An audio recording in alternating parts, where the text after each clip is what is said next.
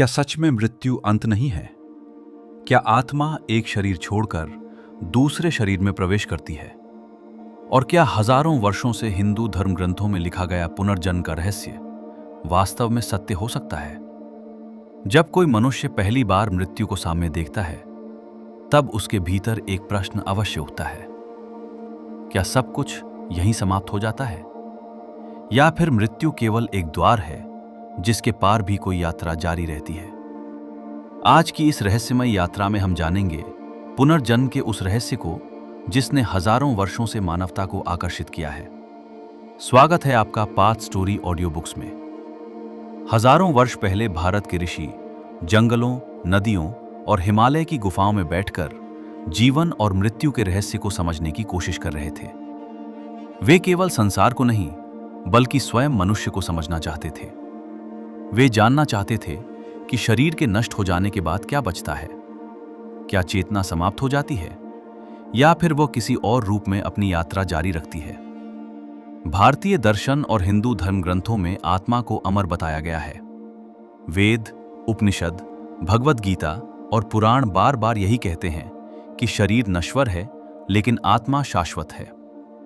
भगवान कृष्ण महाभारत के युद्ध में अर्जुन से कहते हैं, न जायते म्रियते वा कदाचित, अर्थात आत्मा न कभी जन्म लेती है और न कभी मरती है। जब अर्जुन युद्ध भूमि में अपने ही संबंधियों को देखकर भय और मोह में पड़ गए थे, तब कृष्ण ने उन्हें आत्मा का ज्ञान दिया।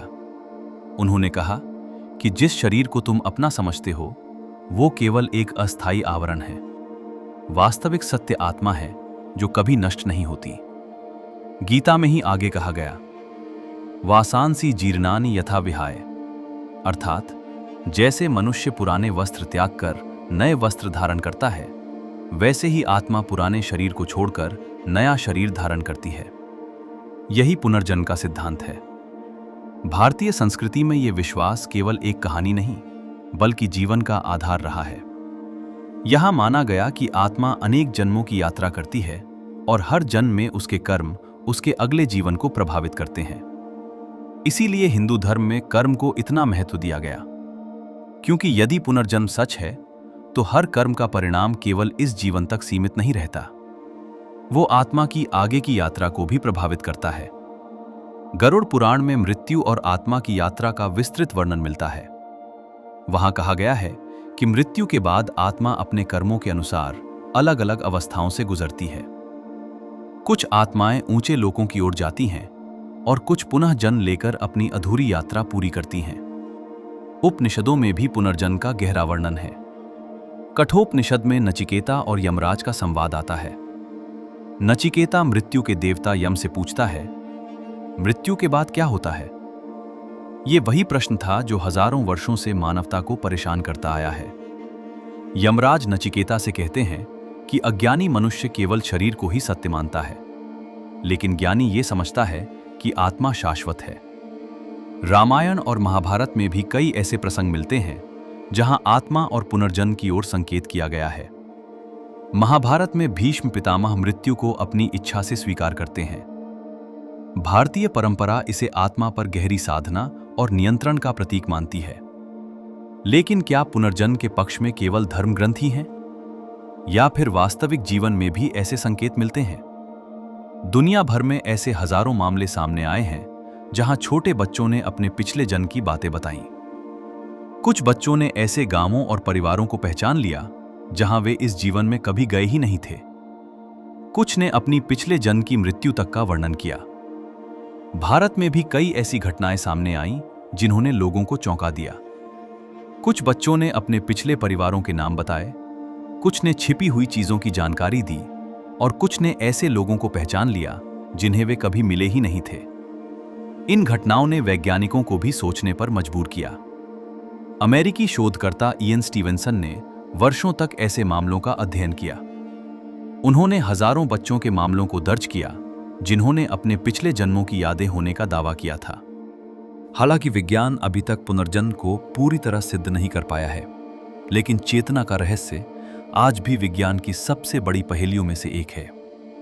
आधुनिक न्यूरोसाइंस ये समझने की कोशिश कर रहा है कि चेतना वास्तव में क्या है। क्या ये केवल मस्तिष्क की गतिविधि है या फिर शरीर से परे भी कुछ है? भारतीय ऋषि हजारों वर्ष पहले ही कह चुके थे कि चेतना शरीर से परे है। भारतीय दर्शन के अनुसार आत्मा केवल स्मृतियां ही नहीं बल्कि संस्कार भी अपने साथ लेकर चलती है। शायद इसी कारण कुछ लोग जन्म से ही असाधारण प्रतिभा लेकर पैदा होते हैं। कोई बचपन से संगीत में निपुण होता है, कोई ध्यान में रुचि रखता है और कोई बिना सीखे ही अद्भुत क्षमताएं दिखाने लगता है। योग वशिष्ठ और कई अन्य ग्रंथों में कहा गया है कि आत्मा अनंत यात्राओं से गुजरती है। हर जन्म आत्मा के सीखने और विकसित होने का एक अवसर है। लेकिन यदि पुनर्जन्म सच है तो हमें अपने पिछले जन्म याद क्यों नहीं रहते? भारतीय दर्शन कहता है कि यदि मनुष्य को अपने सभी जन्म याद रहने लगे तो उसका मन असंख्य स्मृतियों के बोझ से भर जाएगा। इसलिए प्रकृति हर जन्म के साथ एक नई शुरुआत देती है। फिर भी कुछ संस्कार और प्रभाव आत्मा के साथ बने रहते हैं। बौद्ध धर्म भी पुनर्जन्म की बात करता है। कहा जाता है कि ज्ञान प्राप्ति के बाद भगवान बुद्ध को अपने अनेक जन्मों का स्मरण हुआ था। जैन दर्शन में भी आत्मा की यात्रा और कर्म के सिद्धांत को अत्यंत महत्वपूर्ण माना गया है। लेकिन भारतीय दर्शन पुनर्जन्म को केवल रहस्य या चमत्कार के रूप में नहीं देखता। इसके पीछे एक गहरा उद्देश्य है। ये मनुष्य को उसके कर्मों के प्रति जागरूक बनाता है। यदि हर कर्म का परिणाम है तो जीवन केवल संयोग नहीं रह जाता, तब हर विचार महत्वपूर्ण हो जाता है, हर निर्णय महत्वपूर्ण हो जाता है।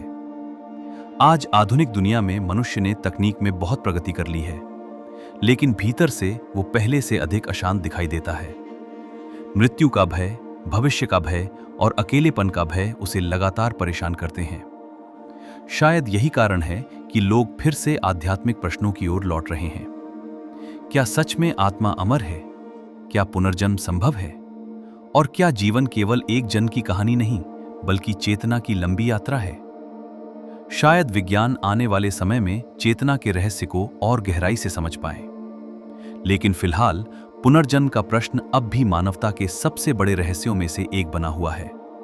और शायद इस पूरी यात्रा का सबसे बड़ा सत्य यही है कि मृत्यु अंत नहीं बल्कि किसी और शुरुआत का द्वार हो सकती है।